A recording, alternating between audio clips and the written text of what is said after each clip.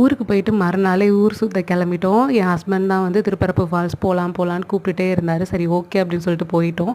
இந்த மண்டபம் தாங்க எனக்கு வந்து ரிசப்ஷன் நடந்த மண்டபம். அதாவது எனக்கு கல்யாணம் எல்லாமே எங்கள் ஊரில் நடந்துட்டு இவர் ஊரில் வந்து ரிசப்ஷன் மட்டும் ஊரில் இருக்கிற விலாகில் ஃபுல்லாக ஒரு ஆறு காமிப்பேன். அது வந்து வேறு எந்த ஆறும் இல்லை, தாமிரபரணி ஆறு தான் கன்னியாகுமரியில் போகிறது.